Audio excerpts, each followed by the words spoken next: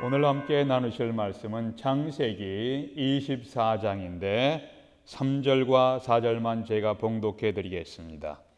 내가 너에게 하늘의 하나님 땅의 하나님이신 여호와를 가리켜 맹세하게 하노니 너는 내가 거주하는 이 지방 가나안 족속의 딸들 중에서 내 아들을 위하여 아내를 택하지 말고 내 고향 내 족속에게로 가서 내 아들 이삭을 위하여 아내를 택하라. 오늘 설교 제목은 하나님의 인도하심을 분별하라입니다. 젊은 여성들이 모였을 때 결혼이라는 말이 나오는 순간 이런 말이 나온다고 합니다. 직업이 뭐야? 연봉은 얼마야? 그 남자 집 있어? 라는 말로 질문 공세를 펼친다고 합니다. 한말로 하면 여성들은 결혼 조건으로 남성의 경제력을 가장 우선순위에 놓는다는 의미입니다. 반면에 젊은 남성들이 모였을 때 결혼이라는 말이 나오는 순간 그 친구의 여자친구에 대해서 이런 질문을 한답니다. 예쁘니? 얼마나 예뻐? 이것은 외모를 가장 중요하게 꼽는다는 의미입니다. 그런데 결혼식을 올린 후에 실제 생활에서 더 중요한 것은 감정의 교통입니다. 정신적인 의미가 더 중요합니다. 그런데 이렇게 물질 우선주의와 외모 지상주의로 상대방을 판단하고 결혼하니까 실제 생활에서 갈등이 많고 이혼으로 이어지는 경우가 증가하는 것이 현재의 상황입니다. 나는 이미 결혼했고 자녀들이 모두 출가해서 나와는 상관이 없는 메시지라고 생각할지도 모르시겠지만 하나님의 인도하심에 대해서는 모든 사람들이 분별해야 하고 건강한 가정생활의 중요한 조건이기에 우리 모두의 관심사이어야 합니다.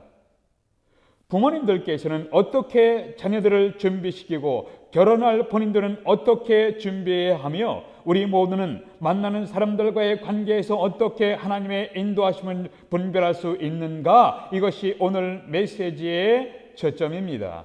우리가 사람들을 만날 때 물어야 할 질문 첫 번째, 그것은 하나님의 인도하심이 있는가? 우리의 만남에 하나님의 인도하심이 있는가? 오늘 말씀 제 1절에서 4절 사이에 아브라함이 이런 말씀을 합니다. 아브라함이 나이가 많이 늙었고 자기 집 모든 소유를 맡은 늙은 종에게 이르되 내 고향 내 족속에게로 가서 내 아들 이삭을 위하여 아내를 택하라. 아브라함이 자기 아들 이삭의 신부감, 그러니까 아브라함에게는 며느리감이죠. 이삭의 신부감을 구하기 위하여 자기 종을 파송하는 장면입니다. 24장의 스토리에서 우리가 일반적으로 생각하는 기적의 사건은 없었습니다. 불치의 병이 치료되는 기적의 사건이 없었습니다. 강물이 피로 변하거나 흐르던 강물이 멈춰서는 기적의 사건도 없었습니다. 태양이 움직이지 아니하고 머무르는 기적의 사건도 없었습니다. 그러나 하나님은 이삭의 신부를 매우 일상적인 생활 가운데서 만나게 하시고 데려오게 하셨습니다. 이것은 우리가 생각하는 기적의 사건이 아니지만 이것은 기적적인 사건입니다. 일상생활 가운데 하나님의 인도하신 가운데 만나고 자기의 신부로 데려오는 사건, 기적적인 사건입니다. J.I. 패커가 말씀한 것처럼 그리스도인들은 행운이나 우연이나 운명 따위에 현혹되어서는 안 된다. 그리스도인들에게 일어난 모든 사건에 하나님의 섭리가 있다. 모든 사건들은 우리로 하여금 하나님께 대한 신뢰와 순종을 하도록 인도하시고 초대하는 것이다 라고 말씀했습니다. 나를 여기까지 인도하신 하나님께서 천사들을 너보다 앞서 보낼 것이니 너는 거기서 내 아들을 위하여 아내를 택할지니라. 7절의 말씀이에요. 아브라함이 자기 종을 보내면서 그렇게 말씀하는 것입니다. 하나님이 나를 이곳까지 인도하셨다. 이제 하나님이 천사를 너의 앞서서 보낼 것이다. 거기서 내 아들 이삭을 위하여 신부감을 택하라. 어떻게 아브라함이 이렇게 말할 수가 있습니까? 이 구절에 대해서 아브라함은 전적으로 하나님의 섭리에 의탁하고 있다고 잔 칼빈이 해석했습니다.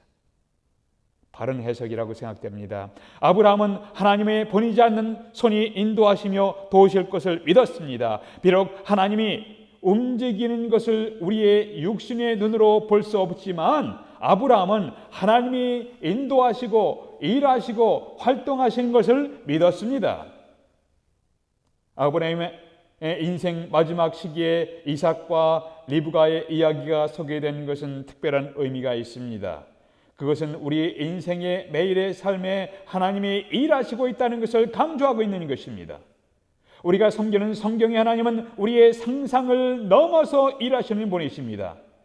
일반적으로 주님은 우리가 일상의 삶을 유지하도록 하시며 우리의 모든 사건에 하나님이 보고 계시며 우리가 하나님의 뜻을 이루어가도록 인도하시며 돕고 계십니다. 때때로 우리 인생의 자연스러운 흐름을 막으시며 특별하게 개입하시기도 하십니다. 이것을 우리는 미래클, 기적이라고 부릅니다. 만일 아브라함이 보낸 이 종이 다메섹 출신 엘리에셀이라면 이삭이 태어나기 전에 아브라함의 상속자로 생각되었던 인물이었습니다. 어떤 의미에서 이 종은 그는 번성해야 하겠고 나는 쇠퇴하여야 하리라고 선포했던 신약의 침례 요한의 역할을 하고 있는 모습입니다. 이 종은 아브라함의 환도뼈 아래 손을 넣고 하늘의 하나님, 땅의 하나님 여호와께 맹세하며 아브라함의 말씀을 이행할 것을 약속했습니다.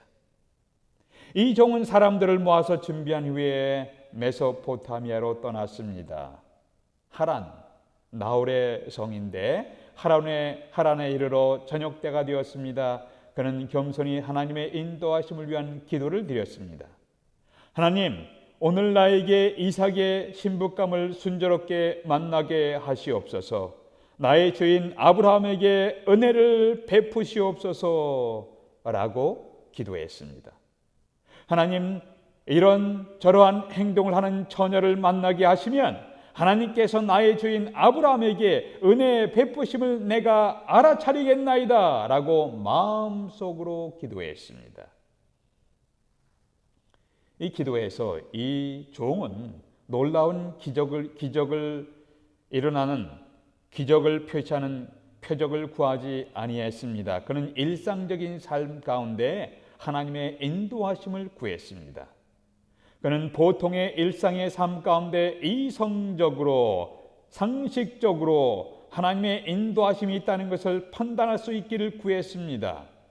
우물가에 나온 처녀에게 물을 달라 하면 그 여자가 마시십시오. 내가 당신의 약대에게도 물을 주겠나이다 라고 하면 그것으로 이삭의 신부감인 줄을 알겠나이다 라고 했습니다. 이렇게 말하며 자원하는 여인은 매우 친절한 사람일 것이고 너그럽고 근면한 처녀일 것이라고 생각되었습니다. 이 종은 평상시의 삶 가운데 하나님의 인도하심을 구하는 모습이었습니다. 아브라함의 종이 이러한 기도를 마치자마자 리브가가 물 항아리를 어깨에 메고 우물가로 나왔습니다.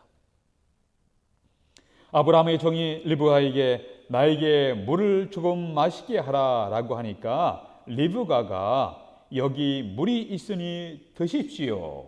그리고 당신의 낙타를 위하여서도 물을 드릴 테니까 넉넉하게 마시게 하십시오라고 했습니다. 여기서 주목할 것은 리브가는 기꺼이 자원해서 낙타에게도 물을 주었습니다.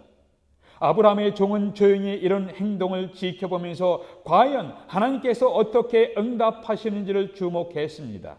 그 처녀가 아브라함의 친족인 손녀딸인 것을 알게 되었습니다. 이러한 소리를 들으면서 아브라함의 종은 감격하며 하나님께 머리 숙여 감사했습니다. 리브가는 이 종의 기도에 대한 하나님의 준비된 응답이었습니다. 이 얼마나 기가 막힌 하나님의 인도하심입니까? 창세기 24장의 스토리는 아름다운 러브 스토리이면서 구석구석에 하나님의 인도하심과 섭리가 있음을 볼 수 있는 이야기입니다. 이것은 우리의 인생의 이야기입니다. 현재 우리가 알 수 없는 사건들과 사람들을 만나면서 하나님은 이미 알고 계시고 보고 계시고 우리를 인도하고 계십니다. 매일의 삶 가운데 하나님의 인도하심이 있는데 우리는 하나님의 인도하심에 어떻게 반응하며 살아가고 있습니까? 잠언 기자는 이렇게 말씀했습니다. 너는 마음을 다하여 하나님을 신뢰하라. 너희 세상적이며 얄팍한 지식과 경험을 자랑하며 의지하지 말라. 네가 만나는 모든 일에 하나님의 손길이 있음을 인정하라. 그리하면 하나님께서 너의 길을 선한 길로 인도하시리라. 잠언 3장입니다. 우리의 인생 스토리는 정해진 운명이 아니고 우연한 사건도 아닙니다. 이것은 하나님의 인도하심이 있는 인생입니다. 여러분과 저희 삶 가운데는 늘 하나님께서 보시며 인도하시는 인생의 스토리입니다. 때마다 일마다 하나님의 인도하심에 대한 우리의 응답이 어떠하느냐에 따라서 우리의 인생의 모습이 달라지게 될 것입니다. 여러분의 삶 가운데 하나님의 인도하심이 있는지 질문하시고 살펴보십시오. 우리가 사람들을 만날 때 물어야 할 질문, 우리의 만남 가운데 하나님의 어떤 인도하심이 있는가? 두 번째는 섬기는 마음이 있는가? 내가 만나는 그 사람 마음에 섬기는 마음이 있는가? Serving heart, servant heart가 있는가? 아브라함의 종이 신부감인 리브가를 테스트해 봅니다. 17절에 청컨대 내 항아리의 물을 내게 조금 마시우라. 그러니까 목이 마르니까 물을 좀 달라고 하는 것입니다. 이때 리브가가 아브라함의 종에게 물을 주었을 뿐 아니라 그 종이 데리고 온 짐승까지 물을 주는 은혜로운 마음을 나타냅니다.